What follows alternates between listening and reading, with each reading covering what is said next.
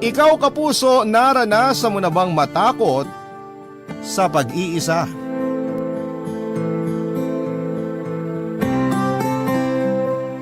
Dear Papa Dudut, magandang araw sa inyo. Ako nga pala si Julia. 35 years old ako nang nabuntis ako ng karelasyon kong si Peter. Mas bata siya sa akin ng 5 taon, Papa Dudut. Nareto lamang siya ng dating katrabaho ko. Nung una ay gusto ko lang ng ka-fling. Hindi kasi ako noon mahilig sa commitment. Ang gusto ko lang noon ay may pampalipas ng oras at pangtanggal ng stress sa trabaho. Samantalang si Peter naman ay gusto niya dati na maging seryoso ang namamagitan sa amin. Hindi ko po binalak na makipagrelasyon kasi hindi yon ang priority ko. Pero dahil sa isang insidente ay napilitan akong pumasok sa isang relasyon kay Peter. Naging kami after niya akong mabuntis, Papa Dudut.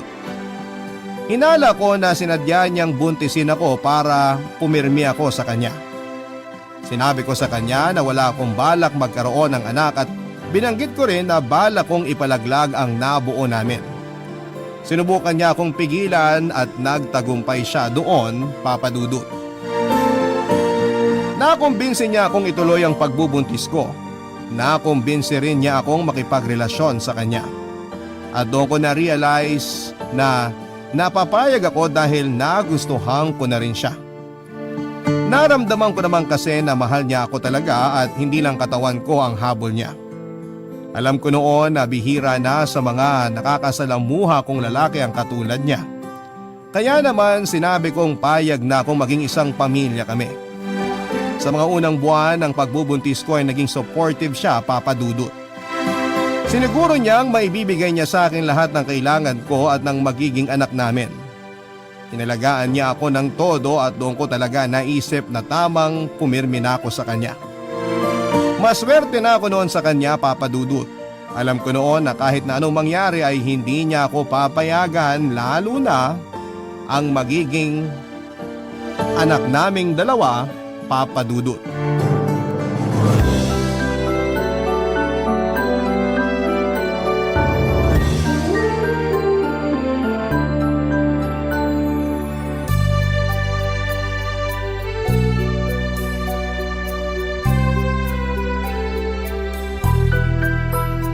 Hindi pa rin ako makamove on dun sa pamangkin mo kanina sa gender reveal ng baby natin.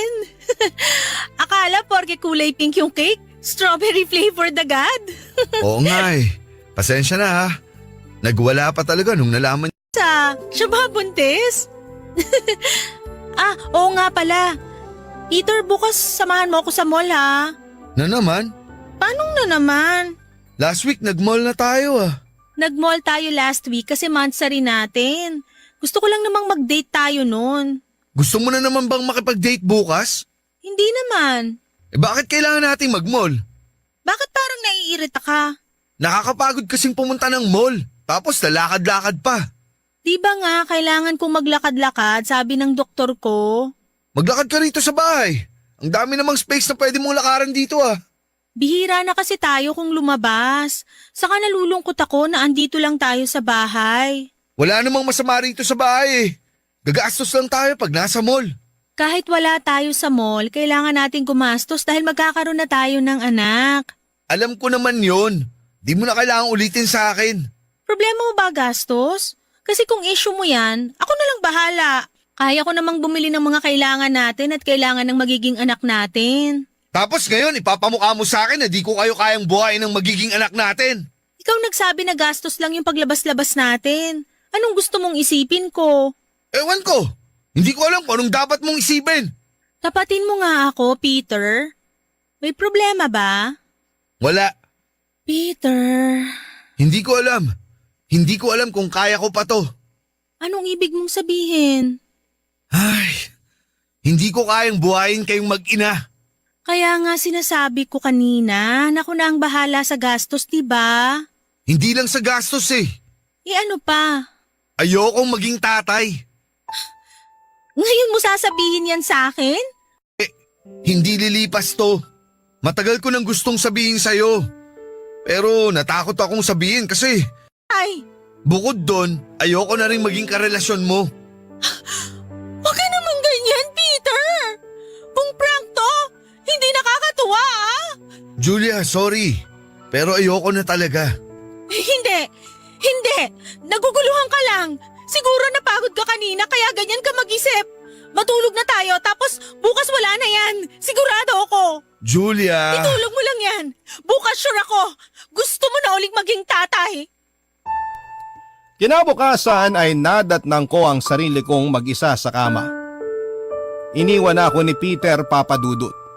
Kinuha na niya lahat ng mga damit niya at nag-iwan siya ng sulat sa akin at sinabing desidido na siyang umalis sa buhay ko.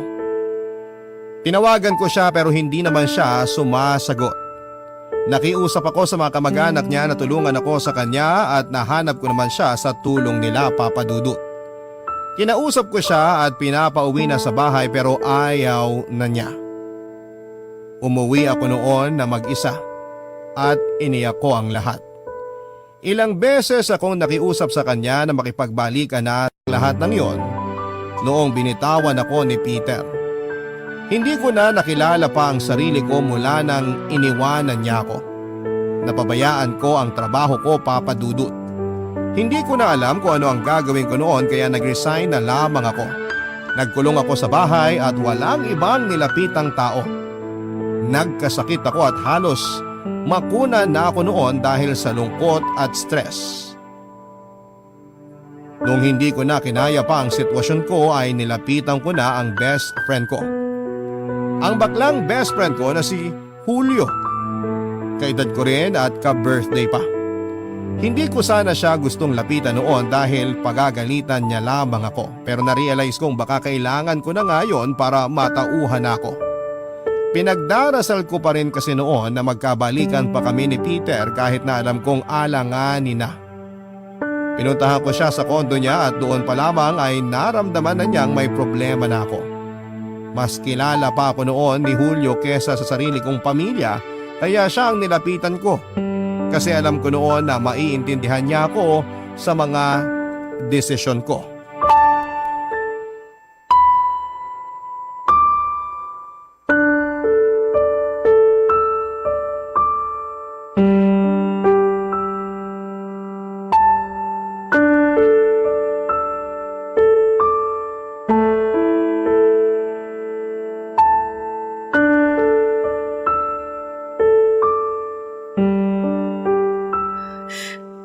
Pasensya ka na kung ikaw tong nilapitan ko ha. Hindi ko na kasi alam gagawin ko eh. Nagtatak. Ang lungkot-lungkot ko. Ang lalari naman kasi buntis ka, mas emosyonal, mas hormonal. Mahal ko lang talaga si Peter. Yan din. Anong gagawin ko para bumalik siya? Huwag mo nang pabalikin. Paano kung ipalaglag ko na itong nasa tiyan ko? Hoy, huwag kang ganyan. May pa-gender reveal pa kayo nung nakaraan tapos ipapalaglag mo lang? Ituloy mo na yan. Ang laki na rin ang ginastos mo. Wala akong pakialam sa gastos. Gusto ko lang bumalik si Peter sa akin. Bukod sa mahal mo siya, bakit gusto mo pa siyang bumalik sa'yo? Hindi ko alam. Siguro natatakot ako. Hindi ko to kayang mag-isa. Girl, ang dami mo nang nagawang bagay ng mag-isa. Bakit mo pa iisipin hindi mo kaya? Kasi yun naman ang totoo. Sinasabi mo lang yan. Kaya mo yan. Hindi ko kaya. Ano bang hindi mo maintindihan? O bakit saan ka nagagalit? Ako bang nang iwan sa'yo? Chararat nito! Sorry, emosyonal lang. Huwag kang gumaya kay Peter. Huwag mong talikuran ang pagiging magulang mo dahil lang sa takot. Hindi ko talaga kaya, Julio. Ano ka ba naman? Ikaw yung naging nanay sa mga nakababata mo kapatid nun. Kayang-kaya mo na yun ngayon.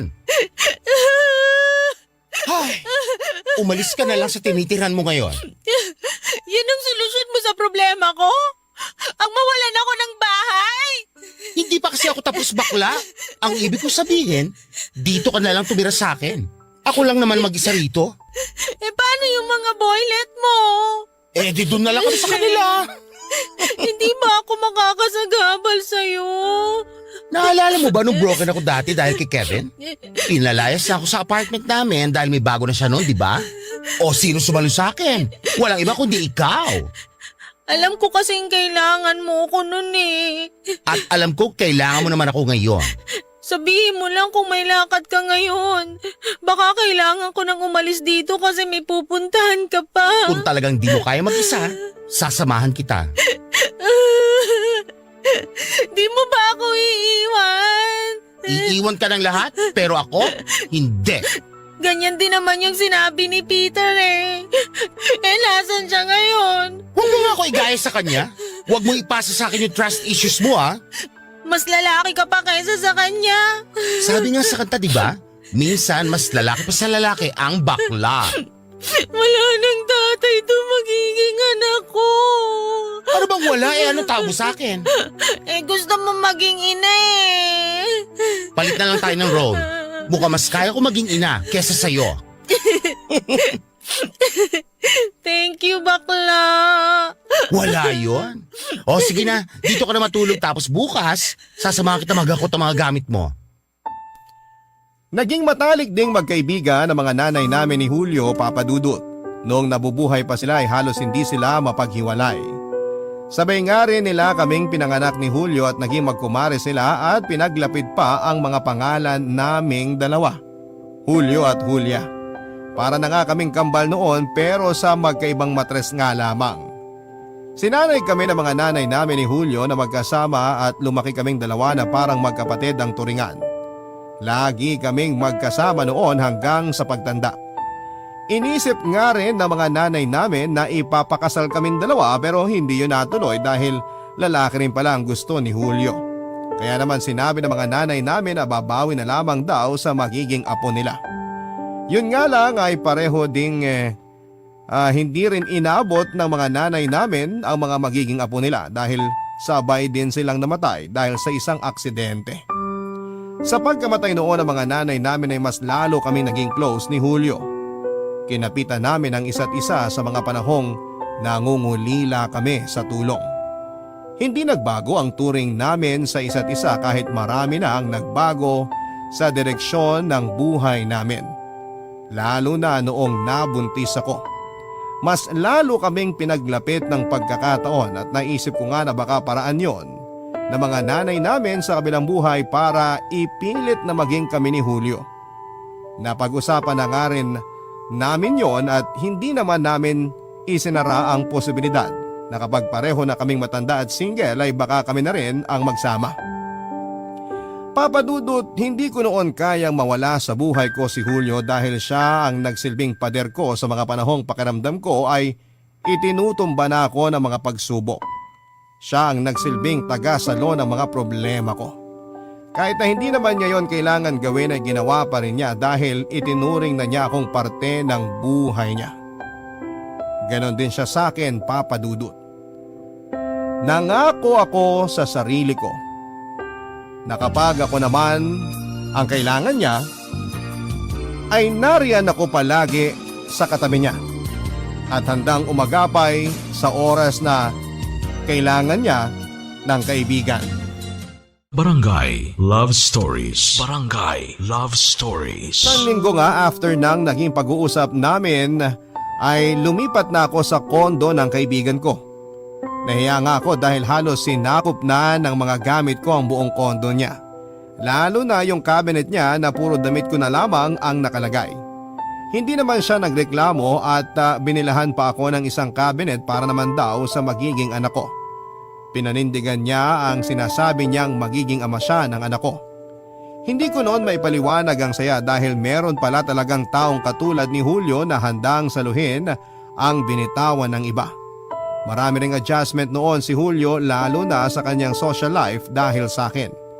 Hindi na siya umiinom noon at nagyoyosi para hindi makaapekto sa pagbubuntis ko. Hindi na rin siya pumaparty pa tulad noong dati dahil gusto niyang mabantayan ako oras na kailanganin ko siya. Noong nakapanganak na nga ako ay mas lalo pa niyang pinakita sa akin na gusto niyang maging ama sa anak ko. Siya na rin, Papa Dudut, ang bumili ng mga gamit at ibang kailangan ng baby ko. Hindi pa kasi ako nakahanap ng trabaho. agay yung ginawa kong pag-aalaga naman sa kanya.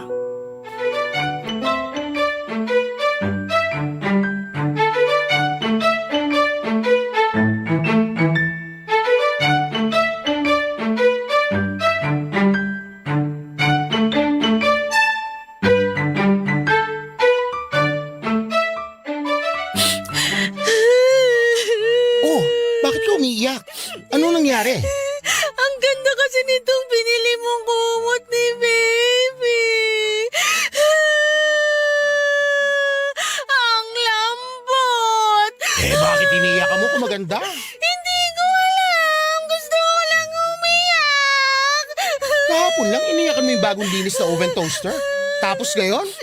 Ay, ewan ko sa'yo. Baka bukas, iyakan mo na yung dishwashing liquid, ha? Iniyakan ko na yun last week eh. Sayang naman, di ko naabutan. Oh, bakit? Naawa ako sa'yo kasi di mo naabutang iniyakan ko yung dishwashing liquid. Tawagan mo kasi ako next time kapag iiyakan mo na yung mga gamit dito sa bahay. O, yung frying pan, naiyakan mo na ba? Gusto ko makita. Next time. Tapos tatawa ka dyan? Grabe yung hormones yan, Julia, ha?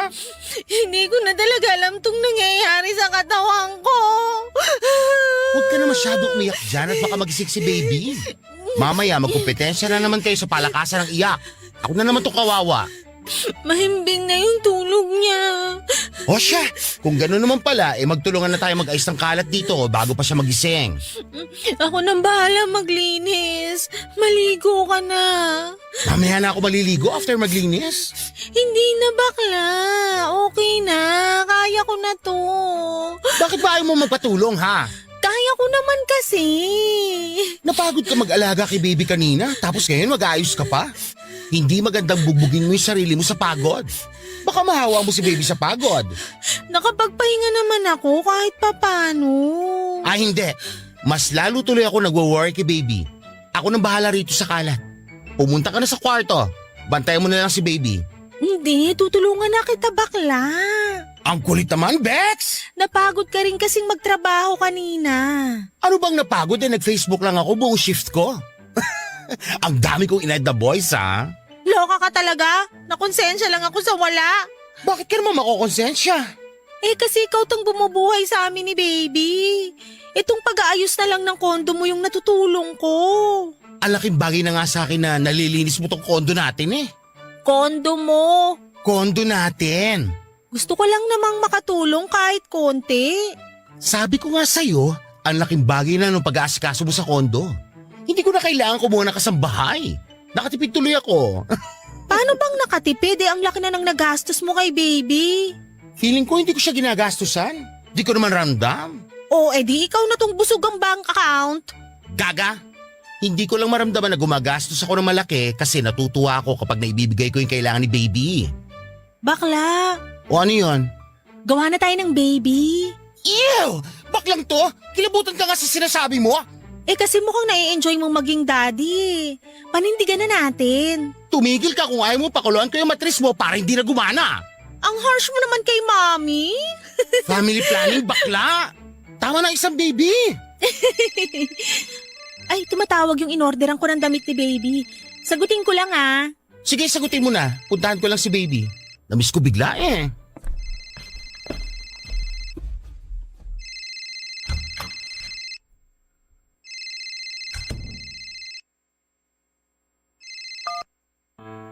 Peter naman.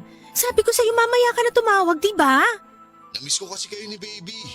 Baka pwede mag-video call tayo ngayon. Gusto ko kayong makita. Hindi pwede. Kasama ni Julio si baby. Magkita na lang tayo bukas habang nasa work siya. Oo na. Sige na, bye. Hindi alam noon ni Julio na may communication na ulit kami ni Peter. Hindi ko sinabi sa kanya kasi alam kong magagalit siya.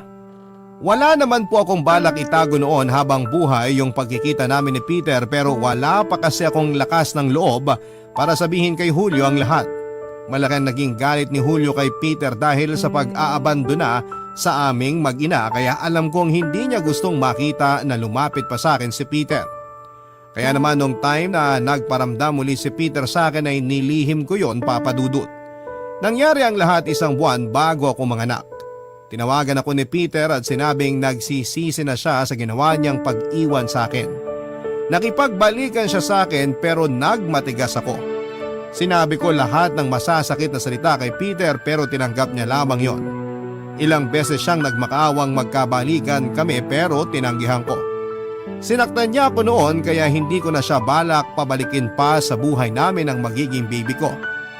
Yun nga lang noong time na nakapanganak na ako ay doon ako naging marupok. Sinagot ko ang tawag niya at sinabing nakapanganak na ako. Na-feel kong kailangan ko siyang muli sa buhay ko. Kaya naman lihim kaming nagkabalikan. Nagkikita kami kapag umaalis noon si Julio sa bahay at nagpupunta noon sa kondo si Peter para dalawin kami ng baby namin.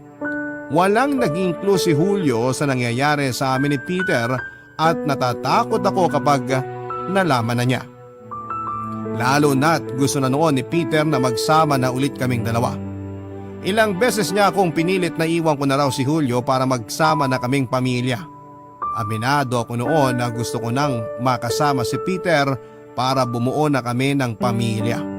Pero noong time na walang-wala ako ay si Julio ang naging pamilya ko.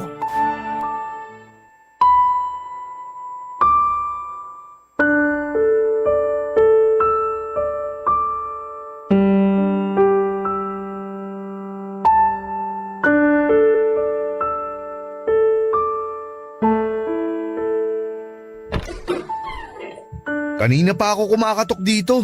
Siniguro ko munang nakalayo na talaga si Julio dito sa kondo. Lika na, pasok ka. Anong oras ang balik niya? Di siya makakauwi agad, may pinapatapos daw yung boss niya. So pwede ako mag-extend ng stay ko rito? Hindi pwede. Umalis ka pa rin mamayang 6:00 ng gabi. Gusto ko pa kayong makasama ni baby. Pasalamat ka nga tumaabot ka ng ganung oras eh. Ang gusto ko, araw-araw ko kayong makasama. Oras-oras. Alam mo namang hindi pwede yan. Bakit hindi pwede? Pamilya tayo. Baka nakakalimutan mong iniwan mo ko noon.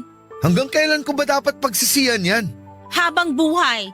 Alam kong nagpatalo ako nun sa takot. Pinagsisiyan ko yun. Marami akong sinayang na araw. Kaya di ko nasubaybayin yung paglaki ng tiyan mo. Tapos ngayon magsisisi ka? Ilang beses kitang pinilit na wag akong iwan, di ba? Sorry talaga. Muntik ko nang ipalaglag si baby dahil sa desperado na akong bumalik ka. At nagpapasalamat akong di mo tinuloy. Mabuti nga't pinayuhan ako ni Julio. Kung hindi, ang laking pagsisisi ko siguro ngayon. Puro na lang si Julio. At bakit hindi? Paalala ko lang sa'yo kasi baka nakalimutan mo. Siya ang sumalo sa akin nung binitiwan mo ko. Nakakainis lang kasi na puro siya ang bida sa mata mo. Samantalang ako naman ang tumulong sa'yo para makabuo ng bata. Excuse me? Sorry, mali yung nasabi ko. Nadala lang ako ng emosyon. Pasensya na. Dapat nga ako yung nagpadala sa emosyon nun, Peter eh. Pero tinalo mo pa ako. Huwag na tayong mag-away, please. Pumunta ako rito para makita kayong mag-ina ko. Para mawala ang stress ko. Tapos gagamitin mo lang kaming pangtanggal ng stress mo, ganon? Hindi naman sa ganun. Tama nga si Julio. Ayan, puro Julio ka na naman.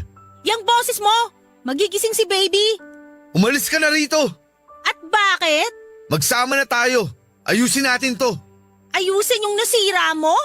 Isisi mo na sa akin habang buhay yung pag-iwan ko sa'yo noon. Pero gusto kitang makasama ulit. Lalo na si baby. Sana dati mo pa na-realize yan. Please, Julia. Bigyan mo naman ng chance na magkaroon ng buong pamilya ang baby natin.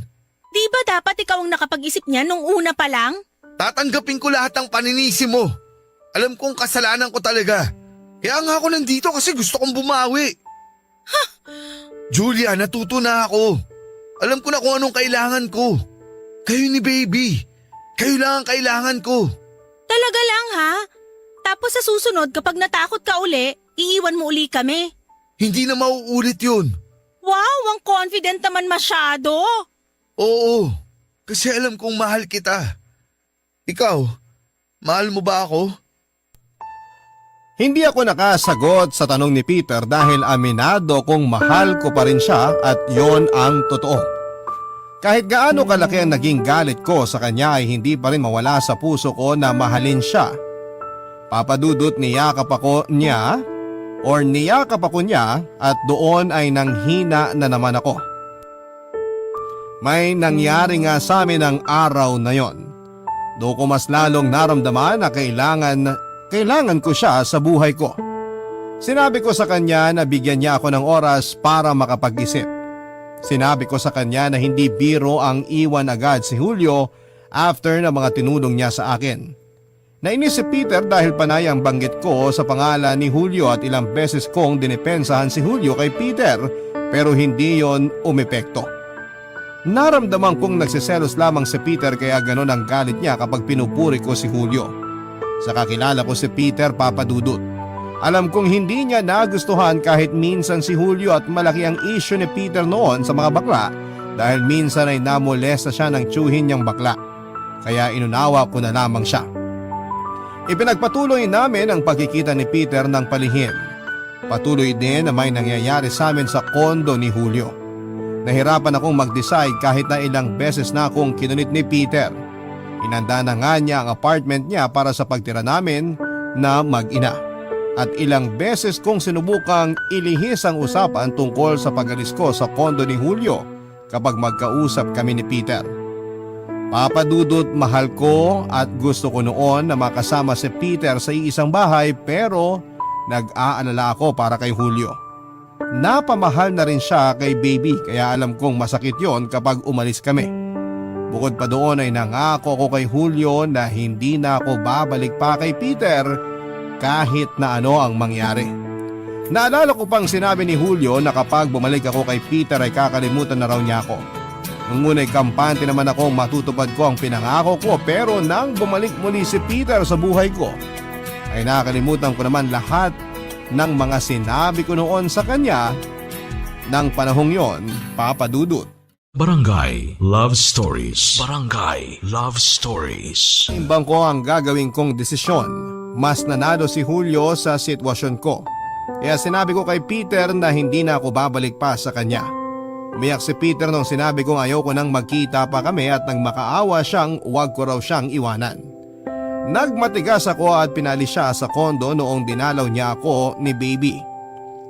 Hindi siya kumalas sa pagkakayakap sa akin noon, papadudot. Sinabi niyang hindi na niya kayang mawala ako sa pangalawang pagkakataon. Pinilit ko siyang umalis pero nagkulong siya sa kwarto kasama si baby. Naiyak na lamang ako dahil kahit ako ay nahirapan sa desisyon ko. Noong kumalma na si Peter ay pinapasok na niya ako sa kwarto at hawak niya noon si baby at doon ako naiyak. Hindi ko alam kung dala lang ba ng hormones ko o talagang gusto kong maging pamilya kami ni Peter muli. May nangyari ulit sa amin, papadudot. After noon ay umalis na siya nang walang paalam. Naiyak ako noong pagkagising ko at wala na si Peter sa tabi ko. Tinawagan ko siya para pabalikin siya sa kondo habang wala pa si Julio. Tinanggihan niya ako at sinabing mas magandang araw ata na magkahiwalay na kaming dalawa. Kinulit ko siyang bumalik at ginawa naman niya at nag-usap kami ng masinsinan sa naging desisyon ko. Bago gumabi ay umalis na siya ng kondo dahil pabalik na rin noon si Julio. Napaagang uwi ni Julio dahil na-miss daw niya si baby at nakonsensya ako, papadudot. Nahirapan na akong bitawan sina Peter at Julio dahil pareho silang mahalaga sa buhay ko. Pero alam ko noon na kailangan ko nang mag-decide. Lumipas pa nga ang 3 araw at nabuo na ang isang desisyon na gusto ko at kailangan ko nang panindigan.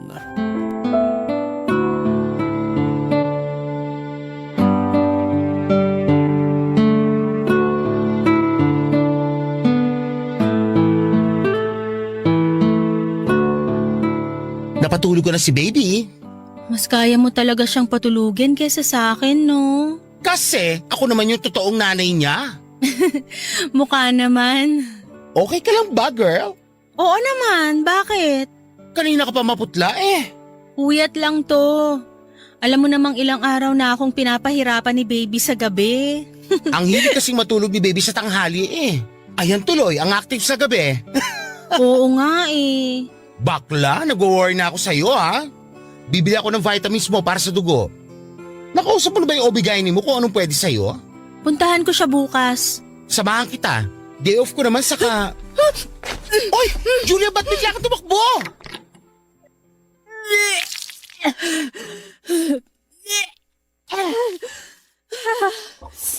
Oh, ano ba nangyayari sa'yo? Bakit nagsusuka ka? May nakain lang ako, hindi maganda. Tara na sa ospital. Baka kung ano na yan. Wala to. Julia, huwag matigas ang ulo. Julio, I'm sorry. Bakit? Buntis ako. Buntis? Paano? Sorry. Ano bang dapat ikasorry mo, bakla? Padadagdagan na ako ng baby. Sana baby boy naman ngayon. Julio. Teka, hindi naman ako ang ama niyan, no? Bakla, ginapa mo ba ako? Yung totoo. I'm sorry. So, sa akin yan? OMG, nanay na, Kes! Hindi. Ay, akala ko naman... Kay Peter. Ano? I'm sorry, Julio. Kay Peter? Nagpabuntis ka na naman kay Peter? Paano? Hindi ko sinasadya. Hindi sinasadyang ano? Magpabuntis sa lalaki ng iwan sa'yo? Nagsisi na raw siya. Kaya tumihaya ka ulit. Hindi ko naman alam na mabubuntis ako. Gawa ba sa buhangin niyang utak mo, girl? Tumihaya ka nga, di ba? Malamang mabubuntis ka. Julio. Julia naman! Alam mo kung anong ginawa sa'yo ng lalaking yung dati. Alam ko. Hindi ko naman yun nakakalimutan. Eh bakit hinayaan mo siya bumalik? Ganyan ka na ba katanga? Sobra ka naman magsalita. Ikaw ang sobra! Hindi ka na naman nag-iisip! Tapos kayo, ano mangyayari? Ipapaako mo na naman sa akin yung bagong responsibilidad ng lalaking yon! Sinabi ko pag ipapaako ko sa'yo. Hindi ko siya ipapaako sa'yo. Ako nang bubuhay sa mga anak ko. Ah, talaga? Kaya mo na? Hindi mo nga kayang buhayin yung panganay mo eh, tapos magdadagdag ka pa ng isa! Ganyan na ba kalitang tingin mo sa akin? Oo! At kasalanan mo kung bakit! Kung hindi ka naman kasi tanga! Huwag kang mag-alala. Hindi na ako aasa ng tulong sa'yo. Kami na ni Peter ang bahalang bumuhay sa mga anak namin. Ah, talaga desidido kang bumalik sa lalaking yon? Oo. Ang tanga mo talaga! Tanga na akong tanga. Pero gagawin ko to para sa pamilya ko. At ako, hindi ba ako naging pamilya para sa iyo? Hindi ko naramdamang pamilya ko noon si Julio dahil sa masasakit na sinabi niya sa akin. Alam kong nakapagsalita lamang siya ng hindi maganda dahil sa galit niya. Nadala na rin ako ng emosyon ko kaya hindi ko kaagad na proseso lahat ng sinabi ko. Nag-decide po akong umalis na lamang kaagad sa kondo ni Julio at hindi naman niya ako pinigilan. Hinayaan niya akong hakutin ang mga gamit ko at hindi naman ako humiling na tulungan niya ako dahil nasaling na niya ang pride ko. Naramdaman ko ang panliliit dahil sa mga sinabi niya. Alam ko naging dependent ako sa kanya pero hindi naman sana niya pinaramdam sa akin na pabigat ako sa buhay niya. Sinundo ako ni Peter noon sa labas ng kondo ni Julio at hindi ko na pinapunta pa sa loob ng kondo si Peter dahil baka magpang-abot lamang silang dalawa. Nagsama na kami ni Peter after kong umalis sa kondo ni Julio. Hindi na muling nagparamdam sa akin si Julio at nalungkot ako dahil aminado kong namiss ko siyang kasama. Lalo na noong time na malapit na akong manganak, Papa Dudut. Bigla ko naalala yung pag-aalala niya sa akin noong nanganak ako sa panganay ko. Hindi ko naman siya magawang tawagan noon dahil na rin sa pride at hiya. Mabilis lang na lumipas ang mga buwan at nakapanganak na ako. Hindi ko na inaasahan pang dadalaw sa akin si Julio. Tinanggap ko na noon na sarado na siyang chapter sa buhay ko. Pero laking gulat ko na lamang nang pinuntahan niya ako sa ospital isang araw after kong manganak. Binalita pala ng kapatid ko sa kanya na nanganak na ako. Nagbaba siya ng pride at pinuntahan ako. Hindi ko man maamin noon, Papa Dudut, pero ang saya ko. Naiyak na ako noon pero pinigilan ko na lamang dahil na rin sa pride na nararamdaman ko.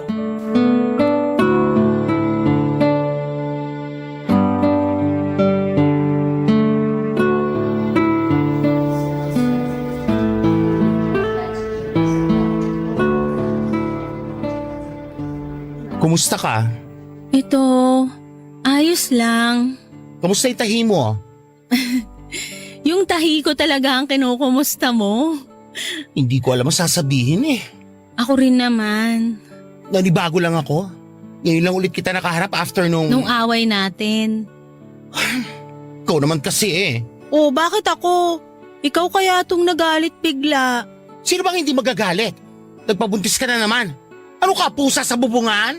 Akala ko ba masaya ka nung nalaman mong buntis ako? Nung hindi ko pa alam na si Peter yung ama, mas gusto ko pang ginapang mo na lang ako kaysa nagpabuntis ka sa tukmol na yon. Dahan-dahan naman. Tatay pa rin yun ng mga anak ko. Ay, wala akong pakialam. Kung pumunta ka rito para awayin ako, please, preno muna. Baka bumuka yung tahi ko dahil sa'yo. Bibili ako ng sinulid at krayon doon sa store sa labas. Ako na ang magtatahi ulit. Kunin mo yung pink na sinulid Favorite color ko yon. At favorite mo naman magpabuntis kay Peter. Ayan ka na naman eh. Sorry, hindi pa rin ako makamove on sa galit ko sa kanya eh. Patawarin mo na siya. Ako nga napatawad ko na eh. Napatawad ko na siya nung sa nagawa niya sa'yo. Oo bakit galit ka pa rin sa kanya ngayon? Kasi kinuha niya kayo ni baby sa akin. Julio. Alam ko mas may karapatan siya sa inyo dahil siya ang ama ng mga bata pero ako'y naging ama sa panganay mo nung nawala siya. At habang buhay kong ipagpapasalamat yon. Pero ganun talaga. Dapat kong tanggapin na mas kailangan mong piliin siya kasi alam mo na, kayo naman yung nakabuo. Ako lang naman to sumalo. Hindi ko naman siya pinili. Ha? Wala naman akong balak bumalik sa kanya. Oo, nung una gusto ko. Pero naalala ko nung iniwan niya ako. Paano kung bumalik ako sa kanya tapos iwan niya ako uli? Mas magiging masakit yun sa akin lalo't nakasama na niya yung anak namin. Eh bakit pinaglaban mo siya nung sa akin? Bakla naman, ang sasakit ng mga sinabi mo sa akin. Lumaban lang ako sa'yo. So talagang hindi ka bumalik sa kanya? After kong umalis sa kondo mo, nakitira muna ako sa kanya. Nung nakahanap na ako ng matitiran ko, umalis na rin ako. Hinayaan ka niyang umalis? Wala rin naman siyang magagawa. Saka bago mo pa nalaman yung tungkol sa amin, sinabi ko na sa kanya na di na ako babalik sa kanya. Ikaw yung pinili ko, bakla, pero inaway mo ko. Eh sorry, kala ko naman kasi… Nagpapadala ka kasi lagi sa emosyon. Ay, ako pa talaga? Eh sino ba yung nabuntis ulit kahit wala pang 1 year yung panganay niya? Ha? Hindi emosyon yun. Ano yun? Box, bumalik ka na sa kondo. Magtulungan tayo ulit. Bakla, hindi na. Okay na. Eh paano ka? Anong paano ko? 2 na ang baby mo. Kailangan mo ng tulong. Ako ang dahilan kung bakit may 2 akong anak na magkasunod ngayon. Kailangan kong panindigan to. Pwede mo naman panindigan habang nagpapatulong, di ba? Sabi mo nga dati, marami akong kinayang mag-isa, di ba? Yung pagiging ina pa kaya? Nakaka-proud naman. Sure na ba yan? Sure na ako. Pero kung kailangan mo ng tulong, nandito lang ako. Pamilya mo ako. Pinanindigan kong mag-isa ang pagiging ina. Nahirapan ako noong simula at aminado naman ako doon pero kinaya ko ang lahat dahil nakita kong lakas ang mga anak ko. Nakapaghanap na rin po ako ng home base na trabaho. Pinagsabay ko ang pagiging ina at pagiging empleyado hanggang sa nasanay na ako. Malaking achievement yon sa akin dahil bumalik ng muli ang dating Julia na strong and independent. Nakakatuwa na hindi ko inakalang makakayanan ko yon ng mag-isa lalo't 2 anghel na ang nakaasa sa akin. Sila pa nga naging inspirasyon ko para ipagpatuloy ang pagsusumikap hanggang sa nakaipon na ako noon at nakalipad pa sa mas maganda at mas malaking tirahan. Nakayanan ko na rin makabayad ng yaya para sa mga anak ko at nabawasan kahit papaano ang load ng hirap sa akin noon. Tinulungan pa rin naman ako ni Peter at Julio, lalong-lalo na si Julio. Sinisigurado niyang may malalapitan ako oras na kailanganin ko ng tulong. Bawat tawag ko noon ay sinasagot niya kahit alanganin pa ang oras. Nagkapatawaran na kami sa mga hindi magagandang sinabi namin sa isa't isa. Madali lang noon ang magpatawa dahil malaki ang pagmamahal namin sa bawat isa. Sa ngayon po, Papa Dudut, ay wala pa rin akong karelasyon dahil mas gusto kong ituon muna ang oras ko sa mga anak ko. Nag-ibang bansa na rin si Peter para mas malaki ang maisustento niya noon sa mga anak namin. Habang si Julio naman ay nagkaroon na ng bagong karelasyon na isang single dad. Natuwa ako dahil parang may anak na ulit siya sa katauhan ng anak ng bago niyang karelasyon. Masaya ako sa tinakbo ng buhay namin after ng mga naging gulo, Papa Dudut. Ang dapat na gawin. Umuwi ako noon para ipaalam na sa mga magulang ko ang nangyari. Alam ko naman noon na hindi sila matutuwa sa ibabalita ko dahil ilang beses nila akong binilinan na huwag munang mag-aasawa. Dahil kailangan ko munang pag-aralin ang bunso kong kapatid. Gusto rin nila noon na sila muna ang unahin ko bago ang ibang tao. At naiintindihan ko naman dahil sila ang pamilya ko. Pero lahat ng yon ay nagbago mula nang nalaman kong nakabuo na nga kami ng GF ko.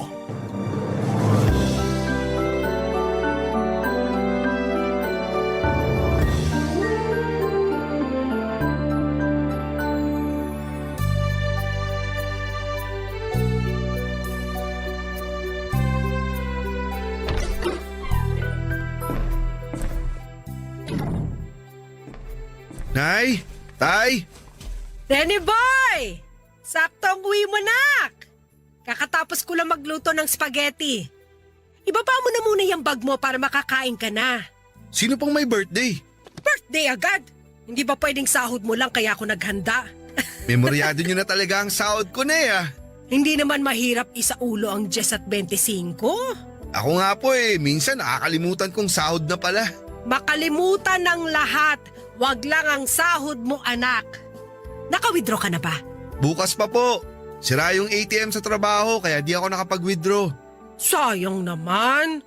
Akala ko mababawi ko na tong ginastos ko sa spaghetti. Galing kasi to sa ipon ko Nabawasan tuloy. Hayaan nyo, bukas meron na. Gusto mo, ipagkatiwala mo na lang sa akin ang ATM card mo para ako na lang ang mag-withdraw. Maraming ATM dito sa atin. Ako na lang ang mag-aasikaso para hindi ka na mahirapan. Ang nanay talaga. Ibibigay ko naman po yung sahod ko bukas. Huwag kayong mag-alala. Sabi mo yan ha? Naniniguro lang naman ako. Ang dami pa nating bayarin dito sa bahay. Tapos may utang pa ang tatay mo ron sa kumpare niya. Kailangan mo na rin bayaran yon. Ako na pong bahala. Mabuti naman. Salamat talaga sa Diyos at hindi ka lumaking madamot. Nay, asan nga po pala si tatay? Ando na naman sa kumpare niya. May kinakalikot na naman sa bagong sasakyan ng kumpare niya. Bakit mo natanong? May gusto po sana akong sabihin sa inyong dalawa Sa akin mo na lang sabihin at ako na lang ang magsasabi sa tatay mo pag uwi niya. Maupo muna tayo, Nay. Teka, parang seryoso ang sasabihin mo Nay, naaalala niyo po ba si Gemma? Yung katrabaho mo? Yung dinala mo rito ng birthday ni Bonso? Opo, siya nga po. O anong meron sa kanya? Nabuntis ko po siya. Bakit ka naman magbubuntis ng katrabaho? Hindi ba masama yun? Di ko po siya basta lang katrabaho. Girlfriend ko na po siya. Ay bakit ngayon ko lang ito nalaman? Umanap lang po ako ng tiyempo. Kung kailan nabuntis, tsaka mo sasabihin sa akin na girlfriend mo na siya? Yan ba ang tamang tiyempo para sa'yo? Wala naman po akong balak itago sa inyo yung relasyon namin ni Gemma. 3 buwan pa lang naman po kami, kaya 3 buwan pa lang kayo pero binuntis mo na? di naman po sinasadya. Ganyan din ang sinabi ng tatay mo nung nabuo ka namin Pasensya na po kung biglaan to, Nay. Ano pa bang magagawa ko nandyan na yan? Salamat po sa pag-intindi, Nay. May kakilala akong aborsyonista. Sabihan niyo ako kung kailan ang day off niyo para masamahan ko kayo.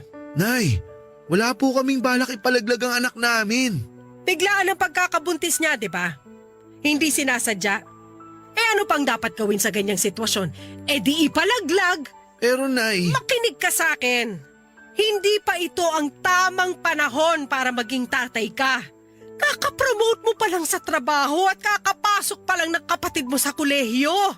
Kaya ko naman pong pag-aralin si Bunso, Nay. Kahit na... Alam ko naman yon, anak, pero mas malaki rin ang maibibigay mo rito sa bahay pag kaming pamilya mo lang ang makikinabang. Nay, kung ang inaalala nyo baka di na ako makapag-abot sa inyo, di po yun mangyayari. Kahit makailang anak pa ako, magbibigay pa rin ako sa inyo. Hindi ako naniniwala. Yung mga kaibigan ko, matapos magkaroon ng pamilya yung mga anak nila, napabayaan na sila. Ganon din ang gagawin mo sa amin ng tatay mo balang araw. Nay, wala pong ganyang mangyayari. Magtiwala kayo. Ganyan din ang sinabi nila pero asan sila ngayon? Pinabayaan na ang mga magulang nila. Magagaya ka rin sa kanila, sigurado ako. Nay, hindi po Ginapang ka namin ng tatay mo para makapagtapos ka ng pag-aaral.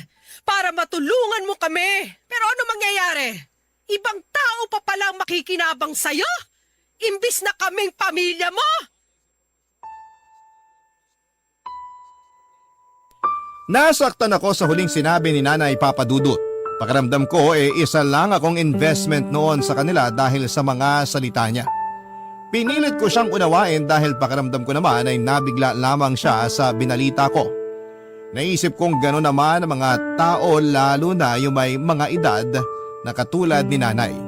Nagiging maramdami na. Pinaliwanag ko sa kanya na hindi na siya kailangang makaramdam ng takot na hindi na ako mag-aabot dahil gagawin ko pa rin ang obligasyon ko sa kanila. Noong dumating si tatay ay pinaliwanag ko ang nangyari at naintindihan naman niya. Narinig ko pa silang nagtatalo ni Nanay sa kwarto dahil para raw kinakampihan ako ni tatay sa sitwasyon ko. Pagkatapos nilang makapag-usap ay saka naman ako binalikan ni Nanay para kausapin. Kalmado na siya noon at mukhang nakumbinsi na siya ni tatay na wag nang magalit. Sinabi ni Nanay na handa niyang tanggapin ang pagkakamali ko. Ang sinabi niya ay para hindi ako tuluyang lumayo sa kanila ni tatay ay dapat tumira kami ni Gemma sa bahay. Hindi ko yon sinangayunan kaagad dahil alam kong gusto ni Gemma na magsimula kaming dalawa sa ibang bahay. Pero namilit si Nanay at sinabing yon lang ang paraan para magtiwala siyang makapagbibigay pa rin ako. Pumayag na lamang ako para hindi na kami magtalo pa noon ni Nanay. Sinabi ko kay Gemma ang plano at naintindihan naman niya kahit nararamdaman kong meron siyang kaunting pagtatampo. Kaya naman na week after nang naging usapan namin ni Nanay ay lumipat na si Gemma sa aming bahay. Magiliw naman siyang tinanggap ng kapatid ko at ng tatay ko pero hindi ganon ang naging pagsalubong ni Nanay sa kanya. Mula nang tumira si Gemma sa bahay, lagi na lamang mainit ang ulo ni Nanay sa kanya, Papa Dudut.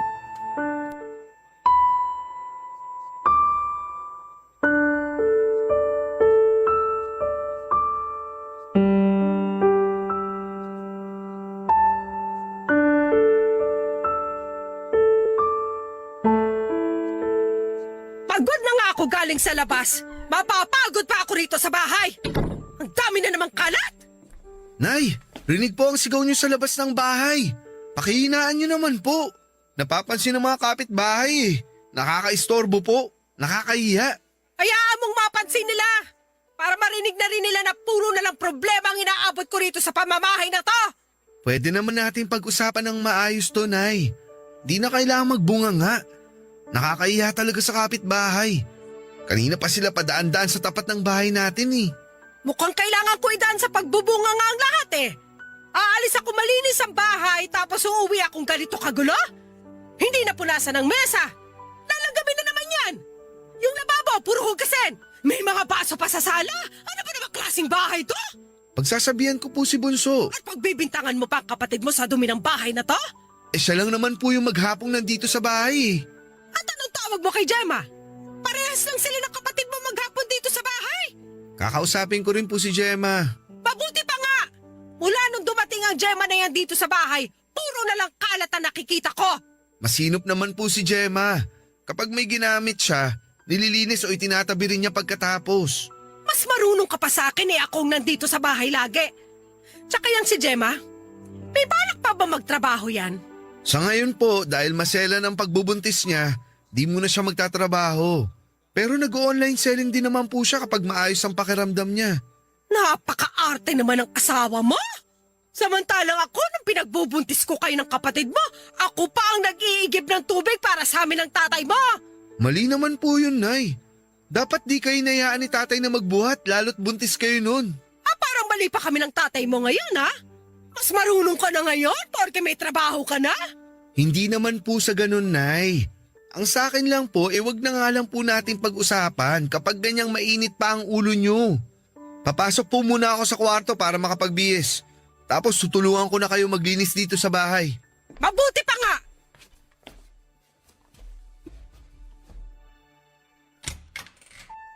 Gemma? Hindi ako makalabas ng kwarto. Panay ang bunganga ng nanay mo eh. Kanina pa ako naiihi. Halika, sama na kita. Kailan ba tayo aalis dito? Alam mo naman ang sitwasyon ko, di ba? Paano naman ang sitwasyon ko? Sa tingin mo, maganda ba sa pinagbubuntis ko ang ma-stress dahil sa pagbubunganga ng nanay mo? Ayaw niya lang kasi ng maruming bahay. Ganun naman ang mga nanay. Sino ba naman kasi may gusto ng maruming bahay? Pero Rene boy, hindi naman ako nagkakalat dito sa bahay niyo eh. Nandito lang ako sa kwarto maghapon kasi nga nahihilo ako. Kung lalabas man ako, para lang magbanyo. Dahil ayoko nga magtagal sa paligid ng nanay mo. Intindihin mo na lang si nanay. Tumatanda na eh. Hindi dahilan ng katandaan para mangbastos ng iba, no? Di ka naman binabastos ng nanay. Nagbubunga nga lang siya dahil sa kalat. Pero ako ang pinagbibintangan niya eh. Hindi ba kabastusan yun? Hindi ka naman niya pinagbibintangan. Ano bang hindi? Narinig ko usapan ninyo. Hindi mo na kailangang pagtakpan ng nanay mo. Mainit lang ang ulo ni nanay. Mula nung dumating ako dito, lagi na lang mainit ang ulo niya. Ngayon lang ako magsusumbong sa'yo kasi sobra na eh. Lagi na lang niya akong pinaparinggan. At pag nagdadala siya ng bisita rito sa bahay ninyo, ako lagi ang ginagawa nilang topic. Lagi niya akong sinisiraan sa mga bisita niya. Hindi ko naman may pagtanggol ang sarili ko dahil wala ka rito. At syempre, ayoko mas magkasamaan pa kami ng loob ng nanay mo. Hayaan mo, pagsasabihan ko si nanay. Para ano? Para mas lalo pa niya akong pag-initan. Anong gusto mong gawin ko? Umalis na tayo rito. Bumukod na tayo. Yun ang dapat na gawin mo. Ako naman ang pagbigyan mo para sa anak natin. Gemma. Ayokong umabot tayo sa ganito pero mamili ka na lang. Kaming mag-ina mo o ang nanay mo? Hindi ako natuwa na pinapili ako ni Gemma sa pagitan nila ni nanay. Nagtampo ako sa kanya at napansin naman niya yon. Nagsorry siya kaagad sa akin at sinabing nadala lamang siya ng emosyon. Umiyak na rin siya dala ng sobrang stress na nararamdaman kay nanay. Doon ako naawa kay Gemma kaya naman kinausap ko si nanay. Nagalit si nanay noong nalaman niyang gusto ni Gemma na bumukod na kami. Muntika pa niyang suguri noon si Gemma kung hindi lang siya napigilan ni tatay. Kinausap ko si Gemma at tumingi pa ako ng kaunting panahon sa kanya para makasundo niya si nanay. Gumawa ako ng paraan para makapag-usap si nanay at Gemma pero talagang hindi naging maganda ang resulta. Nung una nakikipag-cooperate pa si nanay at pinakikisamahan si Gemma. Pero nang tumagal ay bumalik pa rin sa dati si nanay. Nagtiis pang muli si Gemma dahil wala rin naman siyang ibang mapupuntahan. Gusto pa rin niyang makasama ako kaya pinili niyang makisama kay nanay. Napansin ko noong tumagal na parang nawala ng gana si Gemma na kumain o lumabas man lamang ng kwarto. Nakabili na siya ng sariling arenola niya at kapag napupuno yun ay pinipigil na lamang niyang wag maihi o uminom ng maraming tubig. Dahil doon ay nagkaroon siya ng severe UTI papadudot. Inamin niya lahat sa akin noong naospital na siya. Doon ako naawa sa kanya lalo't sobrang stress na ang inaabot niya kay nanay. Malaki ang ipinayat ni Gemma dahil sa lungkot kaya naman bago pa umabot sa punto na pati ang baby namin ay madamay, minabuti kong magpaalam na kina nanay para bumukod na. Binigay naman ni tatay ang blessings niya sa pag-alis namin pero hindi ganon ang nangyari kay nanay. Kinonsensya niya ako at pinaramdam na hindi ako naging mabuting anak sa kanya. Nasaktan ako sa mga sinabi ni nanay pero mas pinili kong wag na lamang magpadala sa masasakit niyang salita. Barangay Love Stories. Barangay Love Stories. Makalipas lamang ang isang linggo mula noong naospital si Gemma ay umalis na kami sa bahay. Tinaon naming wala si nanay dahil pakiramdam namin noon ay mag-uumpisa siya ng gulo. Before kasi kami umalis noon ni Gemma ay nagbanta na si nanay na guguluhin niya kami hanggang makalabas kami ng bahay.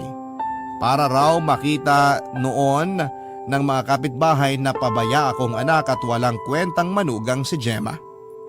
Ayaw namin syempre ni Gemma ng gulo kaya nakiusap ako kay tatay na ipasyal muna si nanay para hindi niya maabutang paalis kami noon ng bahay. Nakikonsyaba na rin ang bunso kong kapatid dahil alam niya ang ugali ng nanay namin. Nagmadali kaming umalis noon at binilinan ko na lamang sina tatay kung sakali mang may maiwan pa kami ay ipa-deliver na lamang. Wala pang 4 na oras ay nakalipat na kami sa bago naming inuupahan. Hindi yon kalakihan pero sapat na yon sa amin noon dahil yon ang patunay na kaya na naming magsolo. Naging masaya si Gemma pag-alis namin sa bahay ni nanay. Napansin kong bumalik na muli ang sigla niya at nawala na ang pagiging maputla niya. Mas naging inspirado pa siyang magbenta online dahil nakagagalaw na siya sa wakas. Nagbukas na rin kami ng isang bank account para sa magiging anak namin. Nagsipag kaming pareho para makabili na rin ng ibang mga kailangan namin sa bahay. Nagalaw ko ang inipon ko para lamang merong kaming mailagay na gamit sa bahay. Nagpatuloy pa rin naman ako sa pagpapadala kina nanay pero binawasan ko dahil napunta karamihan ng pera ko sa upa at ibang kailangan namin ni Gemma para sa aming pagsisimula. Inunawa naman yon ni tatay at siya na nga ang nagsabi na wala namang problema dahil meron naman daw silang naitabi ni nanay. Ganon din noon ang bunso kong kapatid. Sinabi niyang nagpa-part-time siya bilang encoder para makatulong daw sa kanyang pag-aaral.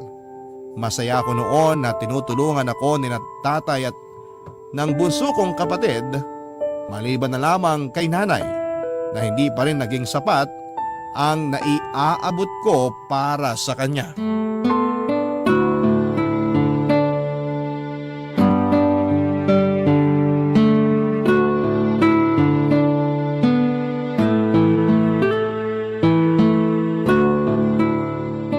RB, bukas pala dadaan yung pinsan ko ha. Ibibigay na sa atin yung lumang microwave niya. Wow, bigay talaga? Oo, kasi bibili na raw siya ng bago. Pakisabi salamat ha. Malaking tulong yung microwave na ibibigay niya para makapagpainit ka ng gatas mo. Napansin mo na yata na lagi ako nagpapainit ng gatas sa kalan ha. Bakit kasi di mo inumin agad para di na lumamig? Para di mo na kailangan initin ulit. Ninanamnam ko kasi yung gatas habang nagmumuni-muni. Ayun, sa sobrang tagal ng pagmumuni-muni ko, lumalamig na yung gatas ko. Pag meron na tayong microwave, kahit 8 oras ka pang magmuni-muni, okay lang. Makakatipid na rin tayo sa gas. Lalo na ikaw. Hay, naku lang talaga. Oh, bakit naman ako? Kala mo hindi ko napapansin? Lumamig lang ng konti ang ulam mo, gusto mo na kagad ipainit. Kinakabag kasi ako kapag malamig na yung pagkain ko eh. Ay, sandali lang Gemma ha. Tumatawag si nanay. Sige lang, ayusin ko lang yung mesa para makakain na tayo. Okay, sagutin ko lang to saglit. Hello, Nay? Rene Boy, asan na yung padala mo? Nay, bukas na lang po, pwede. Nakalimutan ko mag-withdraw eh. Nagmadali ako makauwi kasi maaabutan na ako ng ulan. Lagi na lang nadedali ang padala mo ah. Pasensya na po.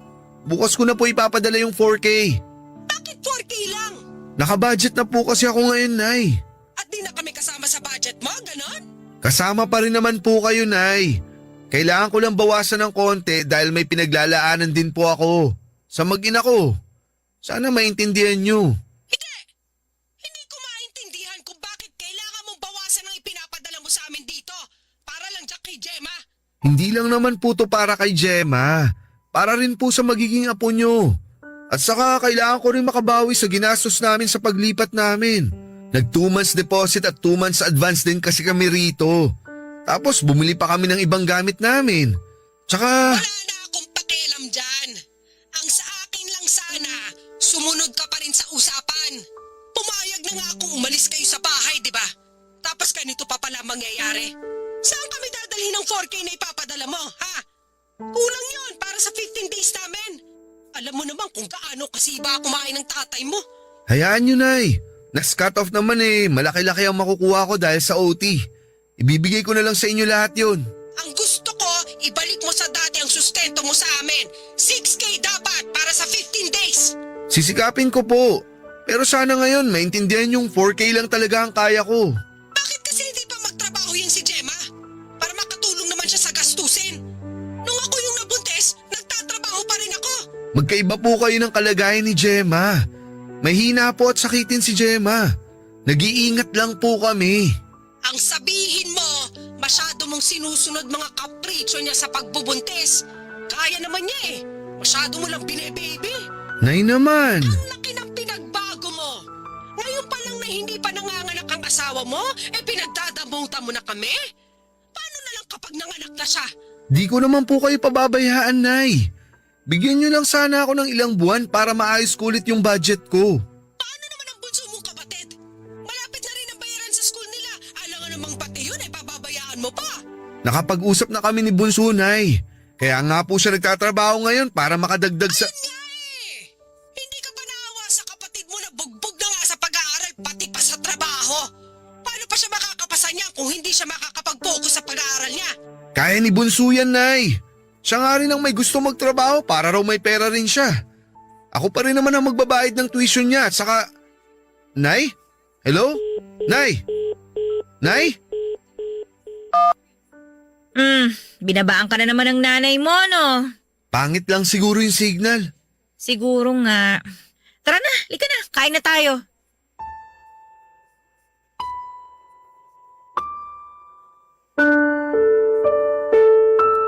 Papadudot dahil sa lakas ng boses ni nanay habang kausap ako sa phone ay narinig tuloy ni Gemma ang usapan namin. Alam kong nasaktan siya noon pero hindi na lamang pinahalata sa akin. Kahit nga sa paglayo namin ni Gemma ay meron pa rin talagang masasabi noon si nanay. Hindi ko na alam kung paano pagagaanin noon ang loob ni nanay kay Gemma. Alam kong nagtitimpi na lamang din noon si Gemma dahil ayaw na lang niyang ma-stress.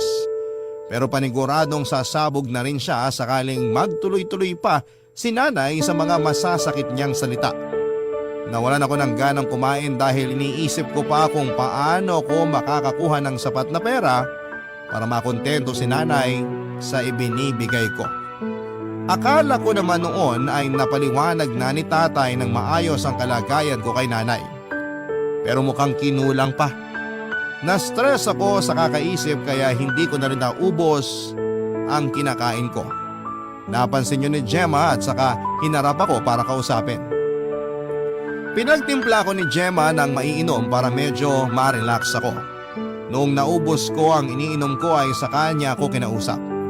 Sinabi niya na alam niya ang pinagdadaanan ko kay nanay. Sinabi niya rin naiintindihan niya ako, Papa Dudut. Dinadagdag pa niya na sana raw dumating na si nanay sa punto na maiintindihan niyang may sarili na akong pamilya na kailangang buhayin. Naisip kong tama si Gemma sa mga sinasabi niya tungkol kay nanay. Naisip ko nga rin na baka masyado lang nasanay si nanay na inaabutan ko siya lagi ng pera kahit kailan niya gusto. Baka nga hindi pa lubusang natatanggap ni nanay noon na yung panganay niya ay may nabuo ng pamilya. Kaya mas lalo tuloy lumawak ang pag-unawa ko kay nanay dahil baka hindi niya lamang ako ma-let go dahil anak niya ako. Kaya ako na lamang ang umisip ng paraan para mas lumaki pa ang kita ko para hindi na rin magalit noon si nanay kapag kulang ang naiaabot ko sa kanya. Nakipagkita ako sa dati kong kaklase at dati kong katrabaho sa call center na si Bogs.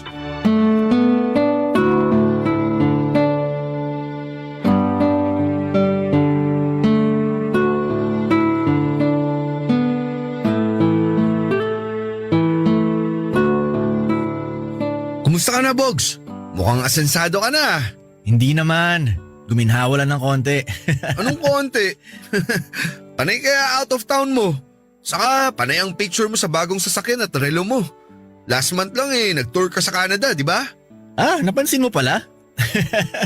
Ini-enjoy ko lang naman ang pinaghihirapan ko. Dapat ganun ka rin. Sa batch natin sa call center, ikaw pa naman tong pinakamasipag sa lahat. Masipag pero wala masyadong pera. Mali kasi ang pamamaraan mo ng pamumuhay eh. Ay, mali ba? Ano ba ang tama? Huwag kang masyadong malinis. Ha? Madumi kaya ako sa sarili. Minsan nga inuulit ko polo shirt ko kahit nagamit ko na eh. Uy, hindi yun ang ibig kong sabihin. Hindi ba yun? Ano ba kasi? Gusto mo bang kumita ng pera tulad ko? Yun nga rin ang habol ko kaya ako nakipagkita sa'yo eh. Dumihan lang natin ng konti ang lahat ah. Ha? Anong dumihan? Hindi kita maintindihan. Atin lang to ah. Kahit di mo patusin tong offer ko, huwag ka magkakamaling ipagsabi sa iba. Okay? Oo naman. Scammer ako. Seryoso ba? Bakit sa tingin mo ma-afford kong bumili ng sasakyan? Branded na sapatos, branded na relo. Bakit ako weekly nakakapag out of town at once every 2 months nakakapunta ako sa ibang bansa? Teka, magbebenta ba ako ng drugs? Kung drugs yan, pas ako ah. Tanga, hindi. Scam nga to. Paano bang scam? Di ba delikado yan? May scam bang safe? Nasa iyo na lang kung paano ka mag-iingat. Mula nung natanggal ako sa call center, ito na ang pinasok kong trabaho. Triple ang pasok ng pera, maniwala ka. Ano bang gagawin? Nung nirecruit ako, ang naging siste, magpanggap daw ako na empleyado ng mga bangko. Bale, ganun din ang gagawin mo kung sakali. O tapos? Meron kaming maliit na kondo na nirentahan. Doon nagaganap ang mga transaksyon. Nakukulangan pa ako sa mga sinasabi mo eh. Paka-explain pang maigi. Natatakot kasi ako kasi baka mamaya isumbong mo ako sa mga pulis. Hindi ako magsusumbong. Kailangan ko rin talagang kumita ng extra ngayon kasi nakabuntis ako. Tapos kailangan ko pa rin ituloy ang sustento sa magulang at kapatid ko. Eh di mas lalong dapat kang pumasok sa trabaho ko. Magtiwala ka sa akin. Di ko to ipagsasabi sa iba. Ano bang gagawin kung sakali? May nagpapasa sa amin ng iba't ibang bank details ng iba't ibang tao. Tapos tatawagan namin sila. Kailangan lang namin malaman ang totoong pangalan, address at birthday ng may-ari ng bank account na yon. Tapos magpapanggap kami ng agent ng bangko na kesyo may mga reward na kailangan i-convert to cash dahil malapit na mag-expire. At ito ang pinaka-importante. Kailangan lang namin i-record yung pagbanggit nila ng account number at birthday nila para matransfer na namin yung pera nila sa amin. Buti naniniwala yung mga tinatawagan nyo. Laganap sa Facebook yung mga ganyan eh. Hindi pa rin ba sila natututo? Nako, wag na sana silang matuto para di mamatay ang negosyo namin. Ano pang gagawin? Paano nyo makukumbinsi yung tao na totoo ang sinasabi nyo? Magsalita ka lang na mabilis tapos banata mo ng English. Doon na sila bibigay. Tsaka alam mo naman ang mga tao. Matutuwa ang mga yan kapag nalaman nilang makakakuha sila ng pera o reward. Babanggitin mo pa lang sa kanila na may reward sila matatanggap. Susunod na agad sila sa ipagagawa mo. Lalo na yung mga matatanda na o yung mga bagong gising. Sila talaga madalas namin mabiktima. Kaya yun ang ginagawa nyo. Oo, at yun na rin ang gagawin mo. Parang di ko ata kaya. Ganyan din ako sa simula. Madali lang to, promise. Ay, sige, go pa rin ako. Basta walang sabit dito ah. Maniwala ka pare. Walang kasabit-sabit to. Natakot man pero kinagad ko pa rin ang proposal ni Bogs sa akin, Papa Dudut. Nalaman ko na nakarami na rin pala siya ng kuha ng pera sa iba't ibang tao. Meron din naman daw noon na pumapalya siya pero hindi naman nahuhuli. Kapag alanganin na raw, yung nasa kabilang linya, si Bogs na rin mismo yung magbababa ng tawag para hindi na matrace pa yung number niya. Yon ang sinabi niya sa akin. Dinagdag din niya na matututunan ko rin daw na makaramdam kapag mapapahamak na ako sa kausap ko sa kabilang linya. Parang gusto kong umatras noon, Papa Dudut, pero noong pinakita sa akin ni Bogs ang mga pumapasok na pera sa kanya ay nainganyo na ako. Nakiusap na lamang ako sa kanya na huwag niyang ipapaalam sa iba naming kakilala na kasangkot ako sa ginagawa niya. Nangako naman siya at kinabukasan ay pinakilala na niya ako sa boss niya. Agad naman akong natanggap noon dahil merong nag-resign. Kaya on the spot ay nakapagtrabaho kaagad ako. Pinakitaan nila ako ng dapat gawin at may notes din na dapat kong sundin. May templates na rin na pwede ko ring pagbasehan just in case nakabahan ako at mawala sa sarili. Nakabantay naman noon si Bogs sa akin para alalayan ako. Kapag may mga alanganin akong mapapapayag ay pinapasa ko kay Bogs ang tawag para siya nang makipag-usap. Nahirapan ako sa una dahil walang kumakagat sa mga sinasabi ko at natataon na aware ang mga natatawagan ko sa scam, Papa Dudut. Doon ako madalas nakakaramdam ng kaba dahil pinagbabantaan na ako at hindi pa ako sanay doon. Mabuti na lamang at andon lagi noon si Bogs para hilahin kaagad ang telepono sa akin kapag wala na akong masabi. Gusto ko na noon na sumuko sa trabahong yon dahil parang wala naman akong kikitain. Pero isang araw, nakatawag ako ng isang matandang babae. Pinagkatiwala niya ang bank account details niya at aminado kong nakaramdam ako ng konsensya. Pero mas inuna ko ang kalagayan ng mag-ina ko at ng nanay ko. Kaya pikit mata akong ng scam sa matandang yon. Barangay Love Stories. Barangay Love Stories. Nagtuloy-tuloy ang ginawa kong pang-scam mula noong natutunan ko na ang tamang teknik. Masyado ko na-inspire sa laki ng nakuha ko mula sa 4 na na-scam ko. Kaya naman tinutukan ko na yon ng husto. Nag-resign na rin ako sa trabaho dahil balak kong magtrabaho ng 12 hours doon sa pinasukan namin ni Bogs. Hindi ko naman pinaalam kay Gemma o kahit kinananay na umalis na ako noon sa dati kong trabaho dahil paniguradong marami silang itatanong. Mabuti na nga lang at hindi na nagtanong pa si Gemma sa mga katrabaho ko noon kung kumusta na ba ako dahil tiyak na mapipilitan akong aminin sa kanya ang katotohanan. Nagsabi na lamang ako kay Gemma na madalas akong mag-OT. Masyado akong nag-iingat noon, Papa Dudut, kaya hanggat maaari ay hindi ko nakakausap si Bogs kung wala naman kami sa condo slash opisina namin. Naibalik ko na rin sa dati ang sustento ko kina nanay. Natuwa ako dahil hindi na nagbubunga nga pa si nanay. Dinagdagan ko na rin yung sustento nila para hindi na niya pag-isipan pa ng hindi maganda si Gemma.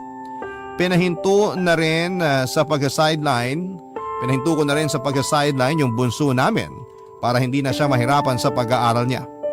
Nasabi rin kasi ni nanay na bumababa daw ang grades ni bunso dahil nga nahahati na ang atensyon niya sa pag-aaral at sa pagtatrabaho. Pumayag naman si bunso at para may pera pa rin siya noon ay pinadadalhan ko na rin siya ng palihim.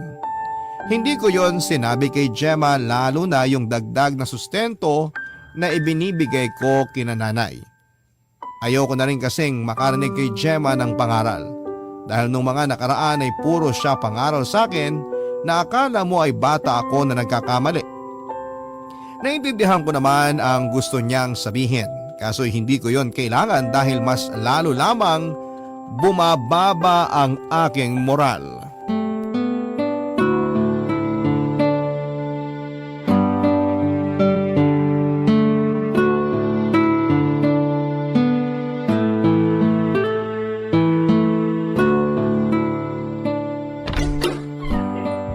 Gemma, nakauwi na ako.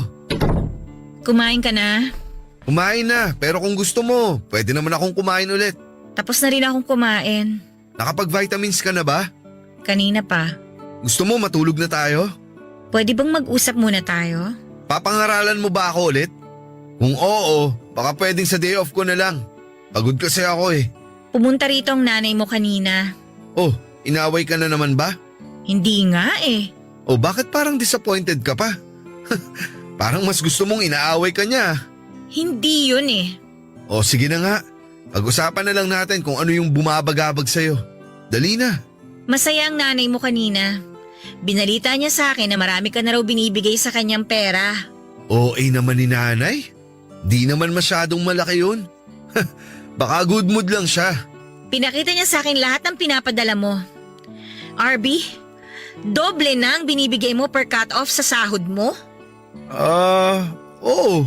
Eh bakit hindi mo man lang sinabi sa akin? Hindi ba yung mga ganyang bagay dapat pinag-uusapan natin yan? Eh sa tingin ko di ko na rin naman dapat sabihin sa'yo. Maliit na bagay lang naman yun. Paano bang maliit na bagay? Alam ko kung magkano ang sinasahod mo.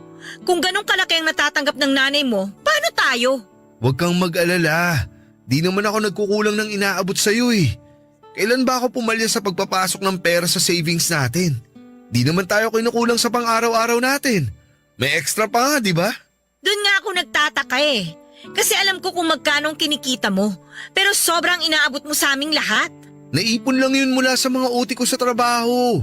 Kahit maipunan ka pa ng OT, hindi ka aabot sa ganong kalaking pera. Magpakatotoo na tayo, ano ba?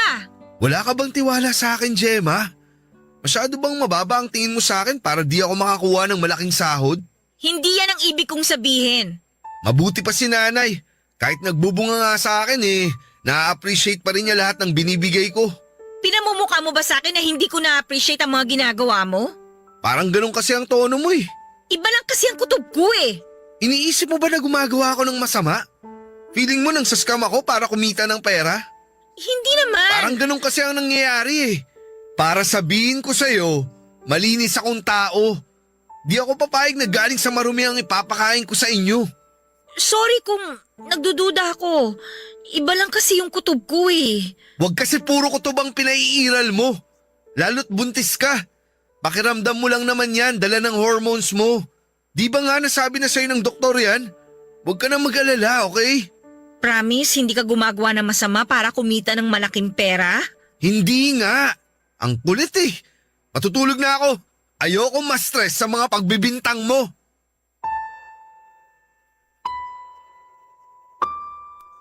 Papa Dudut, inunahan ko ng magalit si Gemma bago pa tumindi ang kanyang paghihinala.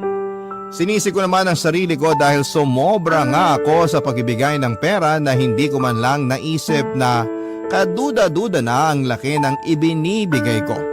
Kaya nakaisip pa ako ng idadahilan kay Gemma, Papa Dudut. Sinabi ko na meron pa akong isang pinagkakakitaan pero hindi naman siya naniwala. Tumango na lamang siya noon at hindi na kami nag-usap ulit tungkol doon. Dahil sa pananahimik noon ni Gemma ay mas lalo tuloy akong nakaramdam ng takot. Naisip ko na baka mas lalo siyang mag-imbestiga bilang gawain niyo ng mga babaeng naghihinala. Pinuntahan ko si nanay para sabihin sa kanya na huwag nang ipaalam kay Gemma na nag-aabot ako sa kanya ng sobra. Nagalit pa si nanay nung una dahil bakit daw nakikialam si Gemma. Pinakalma ko siya at sinabing hayaan na lamang niya dahil buntis nga si Gemma. Sinunod na lamang ni nanay ang gusto kong mangyari dahil ayaw din naman niyang bawasan ko ang pinapadala ko sa kanya. Nagtuloy-tuloy ang kalakasan ng pangi-scam ko. Naungusan ko ng araw si Bog sa dami ng na-scam ko ayon sa boss ko. Hindi ko na lamang mararamdaman ko dahil nanguna ako sa pangluloko ng tao. Minsan may tinawagan ako na nagpasalamat sa akin dahil magagamit daw niya ang rewards na mako-convert to cash para sa dialysis ng tatay niya. Naiyak pa siya habang kinikuwento sa akin ang nangyari sa tatay niya. Nakonsensya ako at agad kong pinutol ang tawag. Nakita yun ng boss ko at pinagalitan ako dahil nakakonekta pala sa kanya ang tawag ko. Pinagsabihan niya ako dahil konti na lang ay makukuha na namin ang account ng taong yon. Pero mas inuna ko pa raw ang makonsensya. Nagpaalam ako sa kanya at sinabing half day lamang ako dahil sumama ang pakiramdam ko. Agad akong umalis at nagpunta ng simbahan. Inihingi ko ng tawad ang mga nagawa ko at pinangakong hindi na ako babalik sa trabaho na yon. Naiyak na lamang ako dahil patong-patong na ang problema ko. Hanggang sa makatanggap ako ng tawag kay Gemma. Pinapauwi na niya ako dahil may masama raw sa pakiramdam niya.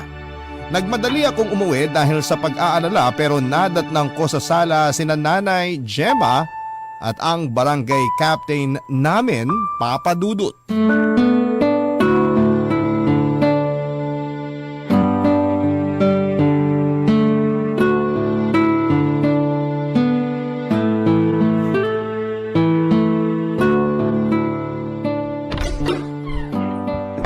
Nay, ano to? Nak, mabuti dumating ka na. Maupo ka muna. Ba't po kayo nandito, Kap? Sinadya talaga kita rito, Rene Boy. Nalaman na namin ang ginagawa mo. Uy, Gemma, anong mayroon? May lumapit sa akin na nakakilala ko. Diretsahin mo na nga ako, Gemma. Huwag mong sigawan ang asawa mo. Ikaw na nga ito may atraso. Ikaw pa may ganang manigaw. Hindi ko nga alam, Kap, kung anong atraso ko eh. Parang pinagbibintangan niyo ako na may ginawa akong masama. Hindi to bintang lang. Yung asawa ng kakilala ko, nahuli dahil nangi-scam sa mga bank account ng kung sino-sino. Sinasabi mo bang nang sa-scam ako? Hindi ko lang basta sinasabi to kasi totoo ang sinasabi nila. Nahuli na yung asawa ng kakilala ko at kasali ka sa listahan ng iba pang huhulihin. Kaya ako pumunta rito dahil kinausap ako ng nanay mo para matulungan ka. Nay, pati ba naman kayo ilalaglag niyo ako? Kapakanan mo lang ang iniisip ko. Kapakanan ko o kapakanan nyo? Lahat naman kayo di nyo naiisip kung anong pakiramdam ko eh. Lahat kayo puro pera lang ang habol nyo sa akin. Pag di ako nakapag-abot, matik masama na ako sa inyo. Kapag may inaabot naman ako, pinag-iisipan nyo pa rin ako ng masama. Pwede ka naman magkapera, pero sana hindi sa masamang paraan. Alam mo bang pwede na kita ipahuli anumang oras? Kung hindi lang dahil sa nanay mo. Hindi dahil sa nanay ko, di ako magkaaga nito. Talagang ako pa ang sinisi mo? Maayos naman tayo dati kung hindi ka lang nakabuntis ng maaga. Ha? So sa akin naman po ngayon ang sisi? Meron pa bang iba na dapat sisihin dito? Dahil sa'yo, nasira ang budget ni Rene Boy. At dahil sa'yo, kaya napilitang gumawa ng masama tong anak ko. Pwede bang iisang tabi niyo muna mga personal niyong galit sa isa't isa? Huwag niyong kalimutan kung anong dahilan kung bakit tayo magkakaharap ngayon. Kailangan nating itama kung anong nagawang mali ni Rene Boy. Sobra na kasi itong nanay ni Renny Boy Cap eh. Lagi na lang nagagalit sa akin. Lagi na lang ako yung sinisisi niya. Kasalanan ko ba kung kailangan ako yung unahin ngayon ni Renny Boy? Hindi niyo ba naiisip na apo ninyo tong ipinagbubuntis ko? Baka gusto mong itakwil ko pa magiging anak mo. Pweh! Pasalamat kayo't matanda kayo kung hindi baka pinatulang ko na kayo eh. Masalamat ka, buntis ka, kasi kung hindi, baka kinaladkad na kita. Tama na sabi! Hayaan niyo sila, Kap. Oh, ayos ka lang ba, Rene Boy? Ako? Ayos? Ayos na ayos, Kap. Ako pa ba? Wala naman ako ibang choice kundi maging ayos, di ba? Pasensya na kung nadamay ka pa, Kap. Maayos pa natin to. Kilala ko naman ang pamilya nyo, lalo na ikaw. Alam kong nagipit ka lang sa sitwasyon mo. Pwede kitang matulungan. Hindi na, Kap. Tumawag na lang kayo ng pulis. Ipakulong niyo na ako. Ngayon na! Ano bang sinasabi mo, anak? Nababaliw ka na ba? Nakakabaliw maging anak mo, Nay! Binigay ko na lahat sa'yo, pero kulang pa rin talaga. Ni minsan, di ko naramdaman na sinuportahan niyo ako. Ni minsan, di niyo inintindi yung kalagayan ko. Tuwing nagkakasakit ako, wala kayong ibang inisip kundi sayang naman yung sasahurin ko kung di ako papasok. Mas nag-aalala ka pa sa sahod ko kaysa sa akin, anak niyo. Hindi totoo yan! Hindi ko na alam ang totoo, Nay. Sa pinapakita niyo sa akin, pakiramdam ko ginagawa niyo lang akong investment. Hindi ko lang matanggap na nakapag-asawa ka agad. Ano kung nag-asawa ako agad? Pinabayaan ko ba kayo? Hindi naman, di ba? Nag-aabot pa rin ako sa inyo pero gusto nyo pa rin makipagkompetensya kay Gemma sa binibigay ko. Gusto nyo, di kayo malalamangan. Eh dapat lang naman dahil nanay mo ko. Opo, nanay ko kayo. Di ko na yun matatanggal pa sa pagkatao ko. Pero sana, maisip nyong tao lang din ako. Napapagod din ako, Nay. Kung bumuman ako ng pamilya ngayon, hayaan niyo ako. Kasi nasa edad naman na ako eh. At di naman ako nagkulang sa inyo. Bakit ba ang hirap para sa inyo na tanggapin yun? Saka mo ako maiintindihan ng husto kapag lumabas na ang anak mo. Ngayon pa lang naiintindihan na kita, Nay. At salamat dahil sa inyo, natuto ako. Natuto ako na balang araw, kapag lumaki na ang anak namin ni Gemma, hindi ako gagaya sa inyo. Hahayaan ko ang anak ko mag-enjoy sa perang pinaghihirapan niya. Hindi ako hihingi. Hindi ako magdedemand. Susuportahan ko sa lahat ng bagay na gusto niya. Hindi ako gagaya sa inyo na puro pera lang ang mahalaga.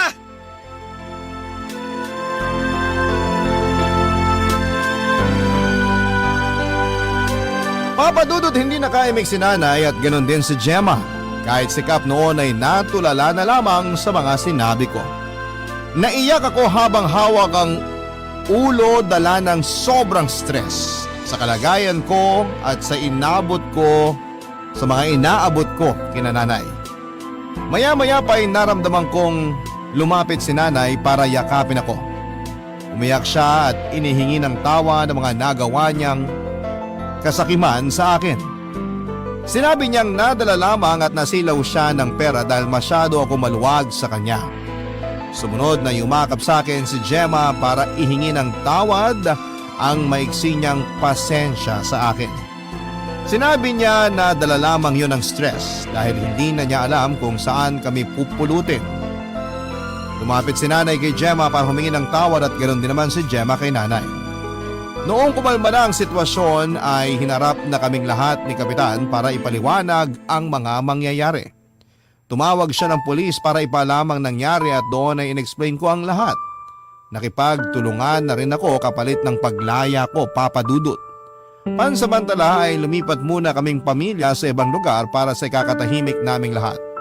Nahuli na ang mga dapat mahuli pero hindi pa rin ako kampanteng manatili noon sa aming lugar dahil sa takot. Mabuti na lamang at pumayag ang pamilya ko ang ma-relocate kami. Sa ngayon ay nagsisimula kaming muli sa mga buhay namin. May napasukan naman akong trabaho kaya lang maliit ang sahod. Magkakasama kami sa isang bahay ni na Gemma, ang kapatid ko at ang mga magulang ko. Nagkasundo na rin sa wakas sina nanay at Gemma, may maliit na negosyo na rin silang dalawa, Papa Dudut, at yon ang pinagkakaabalahan nila. Si tatay naman ay namamasada ng tricycle habang ang bunso namin ay pumasok bilang assistant sa isang printing press. Hindi man kalakihan ang mga kinikita namin pero masaya ako dahil tulong-tulong kami sa pag-asenso. Papa Dudut,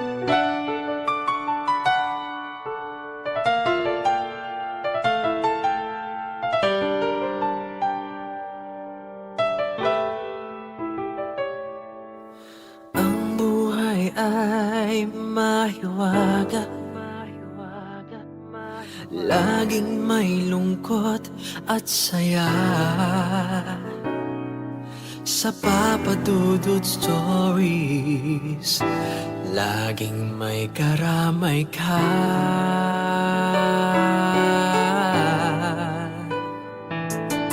Mga problemang kaibigan,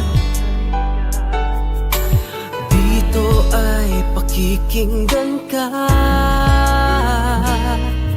Sa Papa Dudut Stories, kami ay iyong kasama.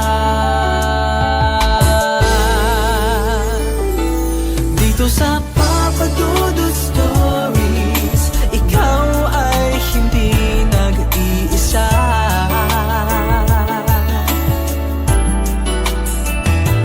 Dito sa Papa Dudut Stories, may nagmamahal sa'yo. Papa Dudut Stories, Papa Dudut Stories,